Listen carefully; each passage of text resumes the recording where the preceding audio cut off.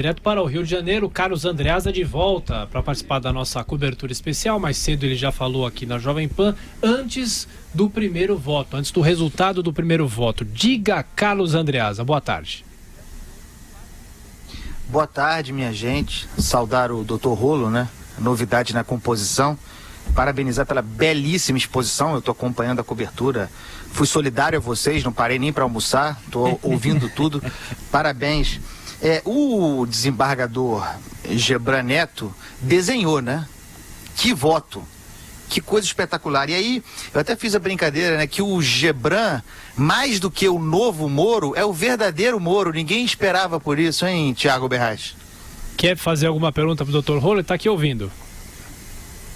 Eu queria fazer um comentário com base no que o Dr. Rolo disse sobre esse discurso.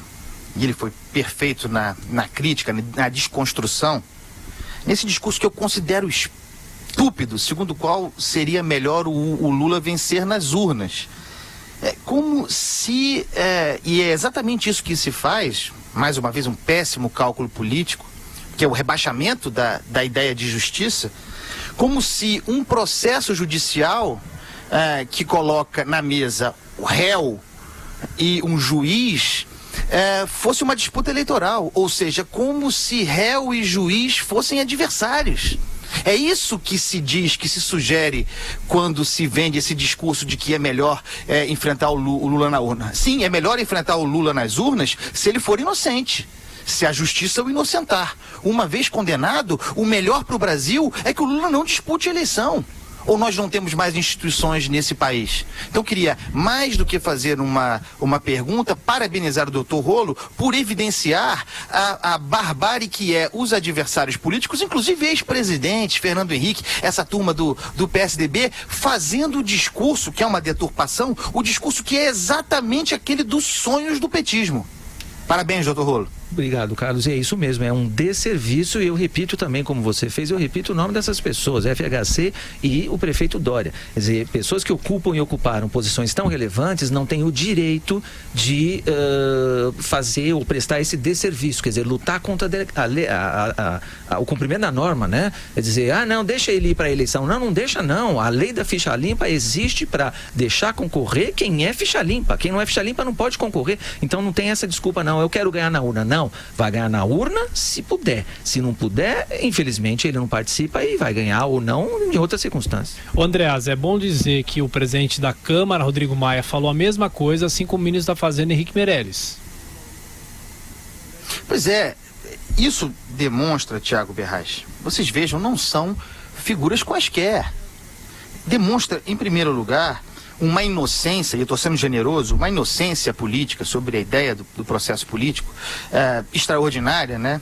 Mas que não me surpreende, mas, sobretudo, uma ignorância profunda sobre o equilíbrio do Estado, sobre as instituições, sobre poderes. O Rodrigo Maia é presidente da Câmara. Então, é difícil, Thiago Berraz, é difícil. O Geraldo Alckmin também está com esse discurso. O que eles estão... Qual é o cálculo? Inclusive porque, do ponto de vista político, sejamos sinceros, todos eles, todos os adversários, se organizam considerando a presença do Lula. Não porque sejam brilhantes estrategistas, mas porque não sabem fazer de outra maneira. Essa que é a verdade. Vocês falaram aqui, o Lula é agente, variável, fundamental em processo eleitoral no Brasil desde 89. Esteve direto ou indiretamente em todos. Livre para disputar. Alguém que quer presidir o Brasil ou quer dirigir a Câmara, que é prefeito de uma cidade ou ex-presidente da República, precisa ter noção da evolução do processo, que inclusive, está aí ouvindo, um processo histórico. É preciso virar a página Lula do ponto de vista político-eleitoral se o homem está impedido pela justiça de fazê-lo. E aí, falando mais uma vez sobre a ficha limpa, queria perguntar para o doutor Rolo, sem querer colocá-lo numa situação constrangedora, fique à vontade para responder ou não, se percebe, que eu tenho percebido isso claramente, um discurso influente nos jornais, em artigos, tentando relativizar a aplicação da lei da ficha limpa sobre o Lula. Muito curioso, porque no ano passado, eu tenho falado sobre isso, escrevi sobre isso, no ano passado, o Supremo Tribunal Federal, tratando da lei da ficha limpa, por ocasião de um prefeito do interior, permitiu mesmo que a lei retroagisse para puni-lo. Para que a lei da ficha limpa pudesse retroagir para punir um réu que já havia sido condenado pela legislação anterior. E isso, como disse o Vila, para um prefeitinho qualquer. E contra o Lula haverá essa relativização da lei da ficha limpa? É isso mesmo que se desenha no nosso horizonte? Carlos, respondendo objetivamente, eu não fujo da pergunta, né? É o meu entendimento. Pode ser que alguém discorde, ou muita gente vai discordar. Mas eu não vejo com essa força toda essa busca de relativização da aplicação da lei da ficha limpa. Não sinto isso. Agora, é lógico que, para quem interessa, vai pedir, poderia voltar, retornar com a arguição de inconstitucionalidade, né? Uma arguição incidental, Joseval, de inconstitucionalidade.